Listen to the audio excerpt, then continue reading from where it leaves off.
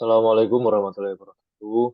Perkenalkan nama saya Rizky Muhammad dan Fisal Ilham dari kelompok 9. Pada kesempatan kali ini kami akan membahas tentang ilmu al-jahr wa al-ta'dil. Pengertian dari jahr wa ta'dil secara harfiah berarti melukai dan memperbaiki.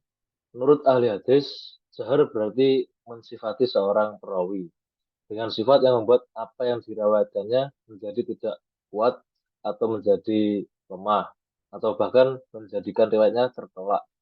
Sedangkan takdil berarti memuji perawi hadis dalam kurung takziah al-rawi dan menetapkannya sebagai seorang yang adil dan mujabid.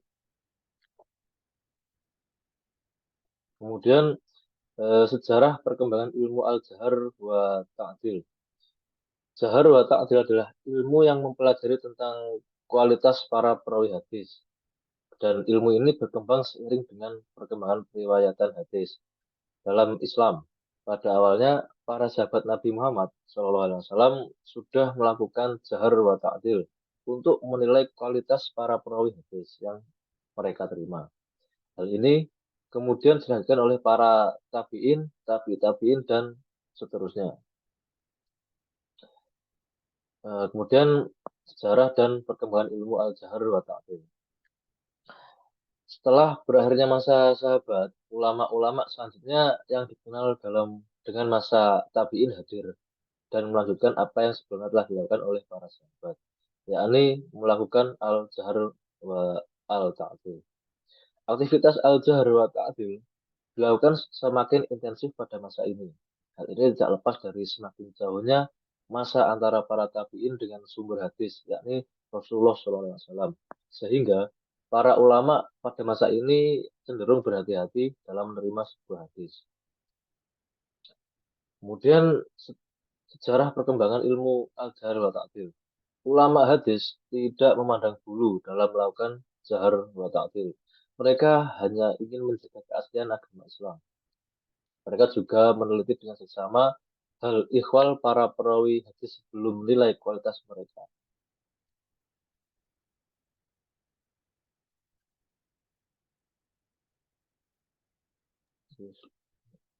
Hal yang disyaratkan dalam al-jahr wa al-ta'dil. Dalam ilmu hadis, ada beberapa syarat yang harus dipenuhi oleh seseorang yang hendak melakukan jarh wa ta'dil. Yang pertama adalah berilmu, warok, bertakwa, dan jujur. Yang kedua, mengetahui sebab-sebab seorang dijarh maupun ditakdil. Dan yang terakhir adalah menguasai bahasa Arab dengan baik.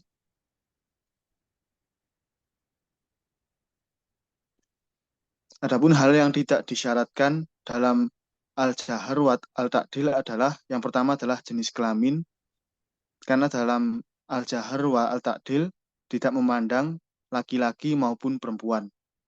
Yang kedua adalah status sosial. Dalam melakukan al-jahr wa al-ta'dil tidak memandang status sosial, baik mereka merdeka ataupun budak dapat melakukan jarh wa ta'dil selama memenuhi syarat-syarat yang berlaku. Dan yang terakhir adalah jumlah saksi. Sebagian ulama berpendapat bahwa jarh wa ta'dil harus dilakukan oleh 2 orang atau lebih. Namun sebagian ulama lain berpendapat bahwa jarh wa ta'dil dapat dilakukan oleh 1 orang saja.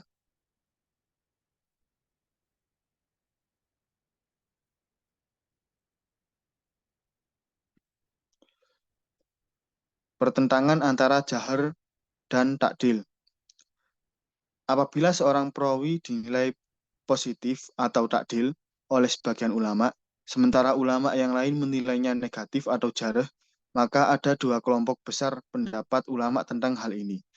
Adapun kelompok yang pertama berpendapat bahwa takdil yang jumlahnya banyak harus lebih didahulukan di atas jarh yang sedikit. Dan kelompok yang kedua berpendapat bahwa jarh harus lebih didahulukan ketimbang takdil. Karena secara mutlak, walaupun yang mentakdil itu lebih banyak jumlahnya, Alasannya karena pihak yang menjarah mempunyai pengetahuan yang tidak diketahui oleh pihak yang mentakdil.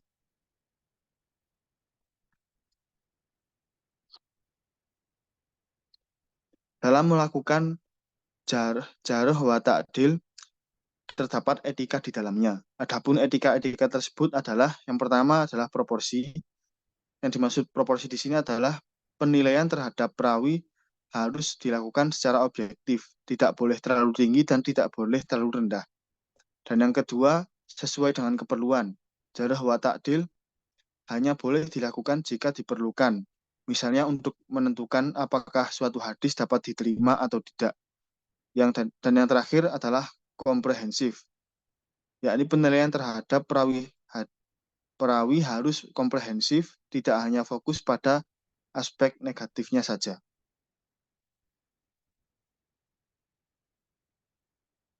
Dan yang terakhir adalah kesimpulan. Kesimpulannya adalah ilmu jarh wa ta'dil itu ilmu yang membahas tentang penilaian terhadap kredibilitas perawi hadis. Ilmu ini bertujuan untuk menentukan apakah suatu hadis dapat diterima atau tidak berdasarkan penilaian terhadap perawinya. Sekian dari kami. Wassalamualaikum warahmatullahi wabarakatuh. Terima kasih untuk semua yang sudah menonton video ini. Apabila ada pertanyaan, silakan bertanya di kolom komentar. Sekian dari kami. Terima kasih.